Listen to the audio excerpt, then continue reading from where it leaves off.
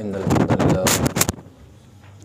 الحمد لله نحمده ونستعينه ونستغفره ونعوذ بالله من شرور أنفسنا ومن سيئات أعمالنا من يهده الله فلا مضل له ومن يضلل فلا هادي له أشهد أن لا إله إلا الله وحده لا شريك له وأشهد أن محمدا عبده ورسوله.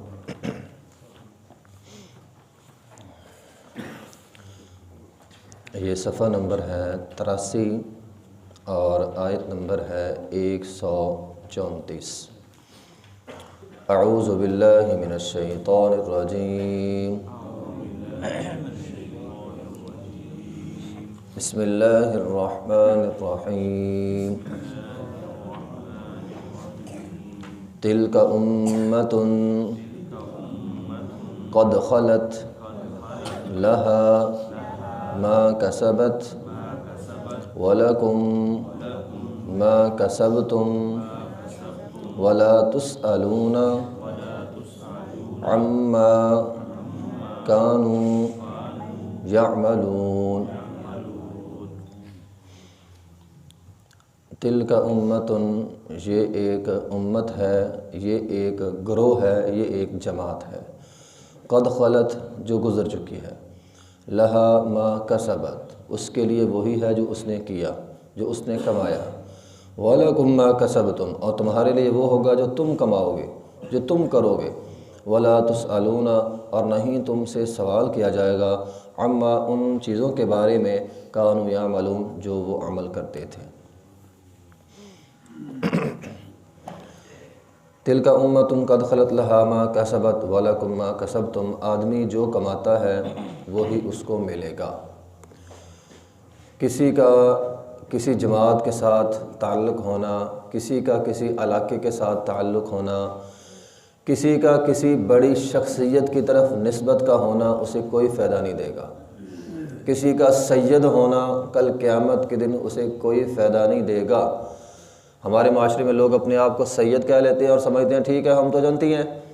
تو کسی کا سید ہونا، کسی کا مکہ میں سے ہونا، کسی کا مدینہ میں سے ہونا اس کو فائدہ نہیں دے گا. فائدہ انسان کو دے گا انسان کے اعمال. آپ کوئی بھی اچھا نام رکھ لیں، دنیا کا سب سے بہترین نام رکھ لیں، دنیا سے سب سے بہترین شخصیت کی طرف اپنی نسبت کر لیں، نہ کسی کا اچھا نام نہ کسی کی اچھی نسبت اسے عذاب سے نہیں بچا سکے گی. تو اگر انسان اچھے عمل کر لے، ہاں اچھے اعمال کا انسان کو فائدہ ہوگا، نہ کہ نسبتوں سے فائدہ ہوگا. تو بہرحال جو آدمی جس نیکی میں جتنا حصہ ڈالے گا اس کو اتنا ثواب مل جائے گا. ٹھیک ہے، ہمارے ہاں کیا ہوتا ہے، بعض اوقات بنیاد کے اندر بہت سارے لوگ کام کرتے ہیں، محنت کرتے ہیں، آخر میں آ کے چند لوگ کرتے ہیں، نام چند لوگوں کا لگ جاتا ہے. یا پھر ہمارے ہاں خدمت خلق کے حوالے سے محنت کسی اور نے کی ہوتی ہے، آخر میں آ کے نتیجہ کوئی اور لے جاتا ہے. تو اللہ تعالیٰ کے ہاں ایسا نہیں ہوگا. کوئی بھی نیکی کا کام ہے اس میں جس نے جتنا حصہ ڈالا ہے، ایک آدمی مالی حصہ ڈالتا ہے، ایک آدمی محنت کرتا ہے، مزدوری کرتا ہے وہاں پہ، تو جس نے جو ڈالا اسے وہ مل جائے گا. لہا ما کسبت وَلَكُمْ مَا كَسَبْتُمْ. یہ اللہ تعالیٰ نے ایک اصول بیان کر دیا ہے. فرمایا یہ اصول یہ ہے کہ جو کرے گا، جو جیسا کرے گا، جتنا کرے گا. اب دیکھو نا، نماز ہم سب نے پڑھی ہے، ٹھیک ہے. اب جس کی نماز میں جتنا زیادہ خلوص تھا، اخلاص تھا، اسے اتنا زیادہ ثواب ملے گا. پڑھی ہم سب نے ہے، لیکن ہمارے اخلاص پر، ہماری نیکی پر ہمیں اجر مل جائے گا. جس کا اخلاص کم ہوگا اسے کم اجر ملے گا. تو لہا ما کسبت وَلَكُمْ مَا كَسَبْتُمْ. فرمایا جو کرو گے، جو آدمی جتنی محنت کرے گا اسے اتنا ہی صلہ ملے گا. تِلْكَ أُمَّةٌ، یہ ایک امت ہے. قد خلت، جو گزر چکی ہے. ٹھیک ہے نا، یہ ایک گروہ ہے جو گزر چکا. یہ اصل میں خطاب تھا یہودیوں کو. یہودی کہتے تھے نا اپنے آپ کو ابراہیمی یا یعقوب علیہ السلام کی طرف نسبت کر کے اپنے آپ کو یہودی بنی اسرائیلی کہتے تھے. تو فرمایا وہ گزر چکے ہیں، وہ انبیاء کی جماعت تھی، وہ گزر چکی ہے. ان کی نیکی کا تمہیں کوئی اثر نہیں ہوگا، ان کی نیکی کا تمہیں کوئی اثر نہیں ہوگا. وہ گزر چکے ہیں. تِلْكَ أُمَّةٌ وہ ایک گروہ، وہ ایک جماعت قد خلت، وہ گزر چکی ہے، لہا ما کسبت، جو اس نے کیا نیکیاں کی وہ ان کو مل جائے گا، ولکم ما کسبتم، جو تم کرو گے تمہیں ملے گا۔ تو اے یہودیو اپنے آپ، وہ کہتے تھے ہم بنی اسرائیلی ہیں، ہمارے لیے ہمارے باپ و اجداد نے دعا کر دی تھی، ہم تو جنتی ہیں۔ فرمایا ان کی دعا یا ان کے نیک اعمال کی وجہ سے تم جنت میں نہیں جاؤ گے، تم اپنے نیک اعمال کی وجہ سے جنت میں جاؤ گے۔ ہمارے ہاں بعض لوگ آج کے دور میں بھی صحابہ کرام پہ رضوان اللہ مجمعین ان پہ بہت زیادہ کیچڑ اچھالنے کی کوشش کرتے ہیں، بڑی بڑی باتیں کرتے ہیں، حتیٰ کہ دیکھیں وہ پاک باز ہستیاں تھیں، وہ گزر چکی ہیں، اللہ نے ان کو جنت دے دی ہے۔ صحابہ کرام پر تو کوئی آدمی جتنا بھی کیچڑ اچھالنے کی کوشش کرے گا یا صحابیات پہ کیچڑ اچھالنے کی کوشش کرے گا وہ اپنی جہنم بھرے گا۔ ہمارے ہاں ہر سال جب محرم کا مہینہ آتا ہے لوگ یزید اور حسین کے معاملے کو لے کر ایسے ہی آپس کے اندر جھگڑا کر رہے ہوتے ہیں۔ وہ ایک جو ہے ایک گروہ یزید کو جنت میں ڈال رہا ہوتا ہے، دوسرا کہہ رہا نہیں میں نے اس کو جہنم میں پھینکنا ہے۔ لہا ما کسبت ولکم ما کسبتم، ان کے اعمال ان کے ساتھ ہیں، تم اپنے اعمال کی خیر کرو۔ اگر یزید کو اللہ تعالیٰ جہنم میں پھینک دے، اللہ نے ہم سے نہیں پوچھنا۔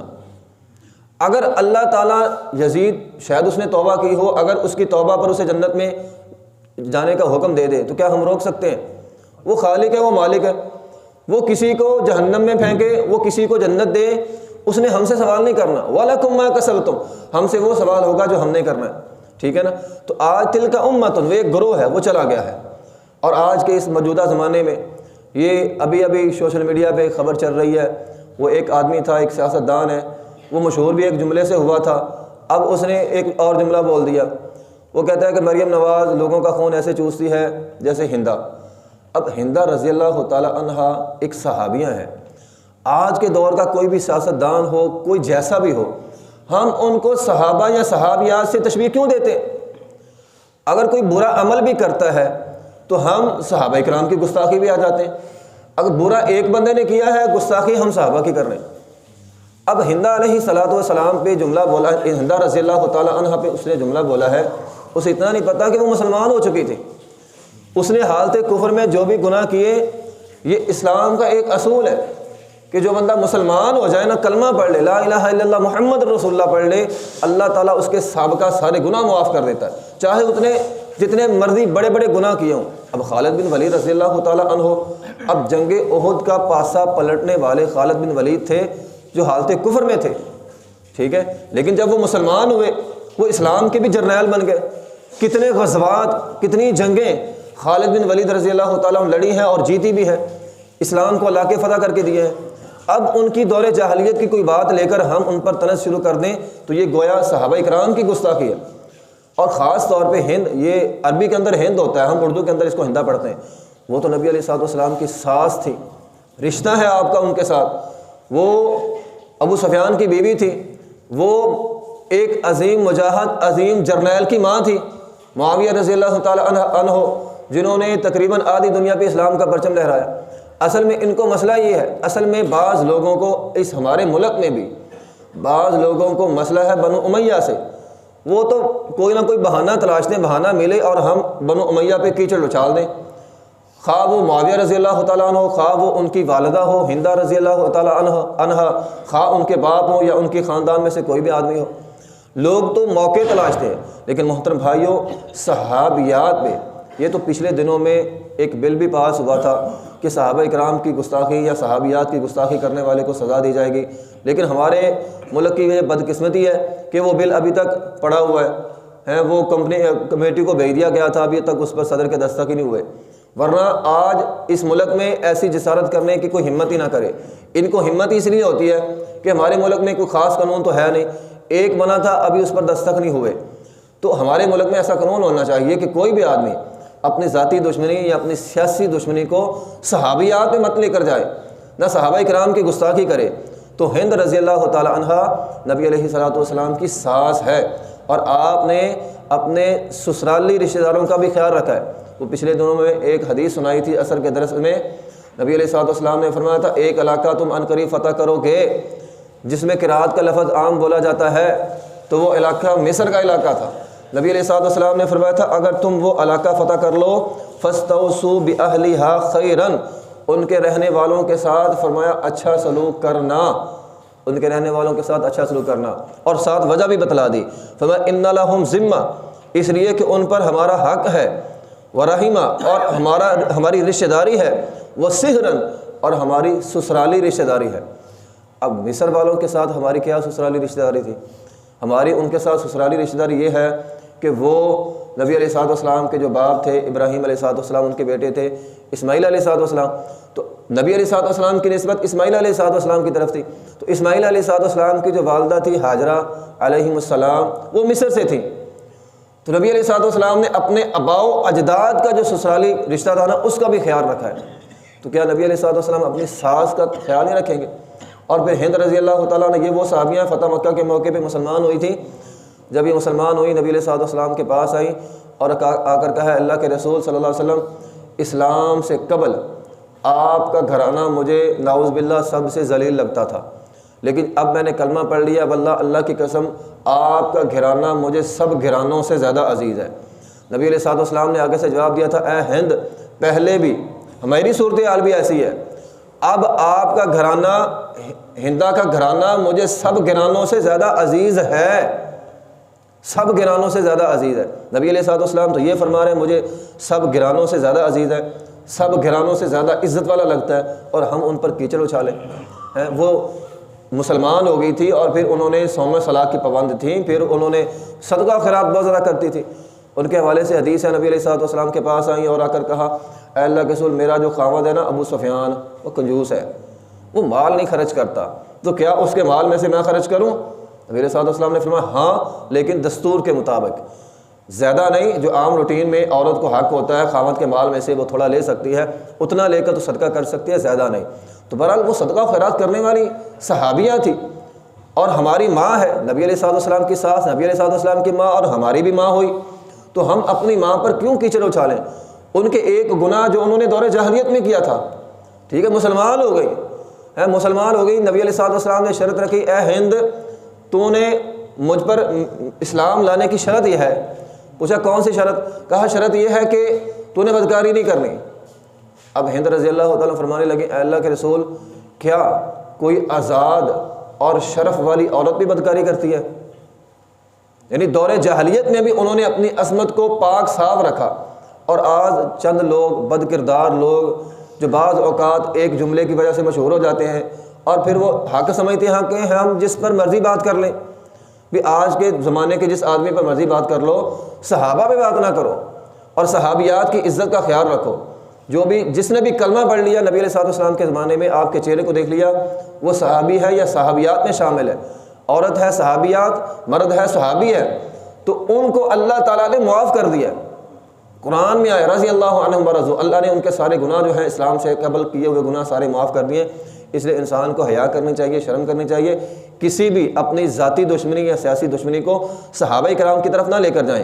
تو بہرحال اگر کسی نے برا کیا بھی ہے، صحابہ کرام کے بعد بھی اگر کسی نے برا کیا ہے، لہا ما کسبت، وہ ایک امت تھی گزر چکی ہے، انہوں نے جو کیا وہ پائیں گے، وَلَكُمْ مَا كَسَبْتُمْ، ہمارے جرم کی سزا ہم کو ملے گی، وَلَا تُسْأَلُونَ عَمَّا كَانُوا يَعْمَلُونَ، اللہ تم سے ان کے عمل کے بارے میں سوال نہیں کرے گا، اللہ نہیں پوچھے گا۔ ہاں وَأَن لَيْسَ لِلْإِنسَانِ إِلَّا مَا سَعَىٰ، اللہ انسان سے پوچھے گا ہاں تو نے کیا کیا ہے، تو نے کیا کی، تو اپنا حساب دے، ان کو چھوڑ دے، ان سے حساب اللہ تعالیٰ فرماتے ہیں میں خود لے لوں گا۔